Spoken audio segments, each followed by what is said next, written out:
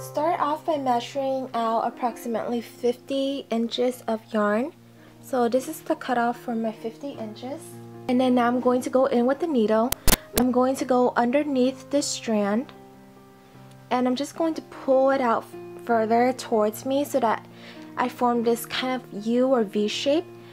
Now I go underneath this strand, over that one, and then into that loop.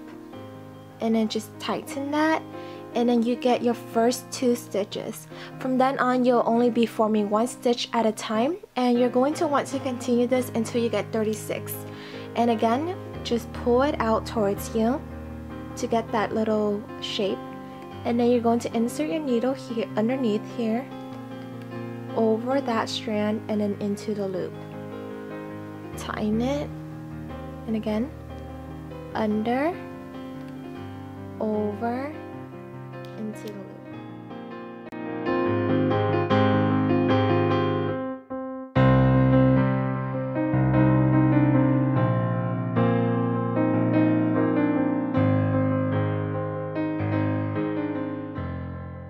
So I've done my 36 stitches and this is what it comes out to look like. I still have a bit of yarn left over. Just want to mention that if you have a lot of excess yarn, just go ahead and snip off the excess. If you didn't have enough yarn to do 36 stitches, instead of starting off by taking out 50 inches, go ahead and measure out 60 or 70 inches. Now the reason why this happens is that we all kind of just vary how tight we knit, so I can't just pinpoint exactly how much you will need. This is just how much I needed. Now we're going to really start the pattern, and I don't really know the technical terms for these, so I'm just going to name it Technique A and Technique B. There's just 2 of them. For the first stitch of every single row that you're going to do from here on outwards, you're not going to be using a technique on it. We're just kind of just removing it off this needle. So what you want to do is keep your needle underneath this piece of yarn. It's important for it to be underneath the yarn. Then you're going to go from that loop in the back, just insert it through there, as you can see, towards the front needle, and remove it off. Okay, that's all you do for the first stitch. That's no technique at all. Now I'm going to show you technique B. So technique B requires you to always have this piece of yarn underneath the needle. It's behind the needle. You're going to insert your needle from the front loop right here towards the back. You take this piece of yarn, you wrap it around the needle.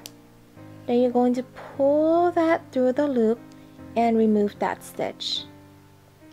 Now we're going to go back to Technique A. Technique A requires you to always have this piece of yarn on top of the needle. Insert your needle from that back loop towards the front.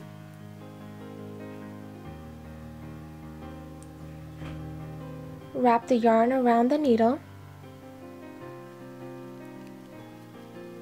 Pull it back through the loop and remove. Okay, now we're going back to Technique B. So B requires you to have the yarn in the back. Insert your needle through this loop, wrap the yarn around the needle, pull through the loop, remove. Back to A.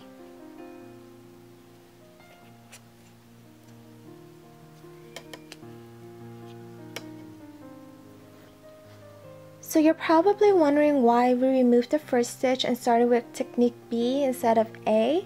The reason why is because this is still counted as the first stitch, and every odd stitch, like the first, third, fifth, and so on, you do Technique A, and this is the only exception. This is counted as the second stitch, therefore an even number, so you do Technique B.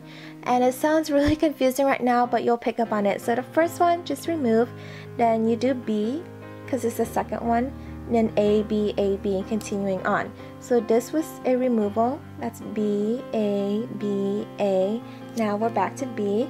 So I'm going to go ahead and move this piece of yarn underneath, insert my needle throughout that way, wrap the yarn around the needle, pull through and remove.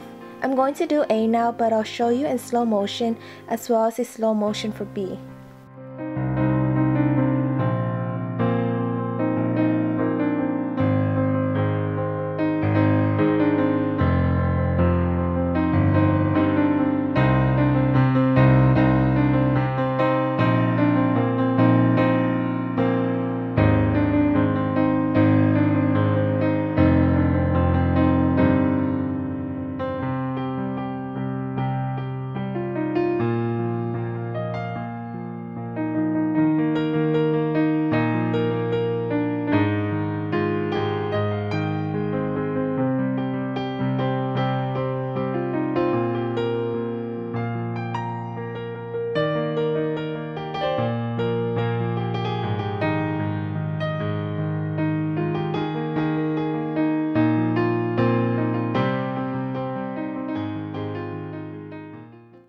So keep alternating between A and B.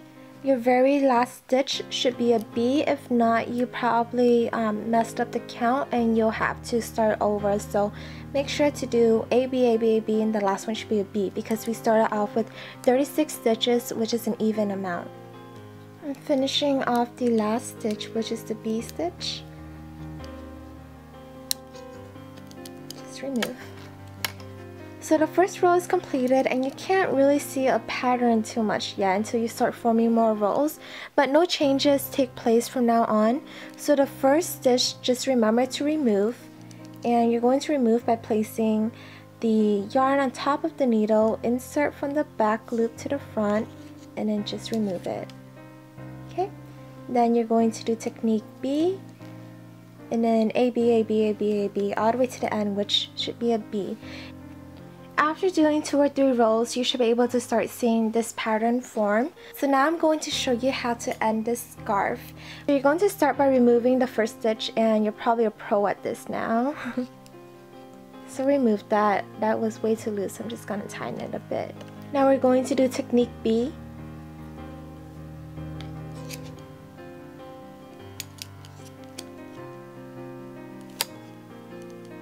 Now what you're going to do is you're going to take this needle, insert it through the first stitch, okay, then you're going to pull that second stitch through this loop and you end up with only 1 stitch. The last stitch that we did was technique B. Now we're going to go back to technique A.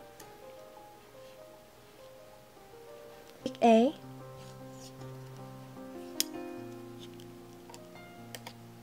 Okay, now every time you have 2, you're going to take this needle, go into that first stitch, and then pull that second stitch through, remove. Okay, now technique B.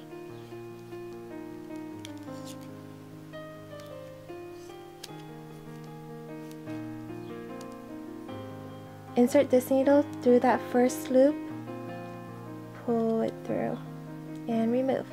Okay, now back to technique A. And we're just going to keep repeating that all the way to the very end.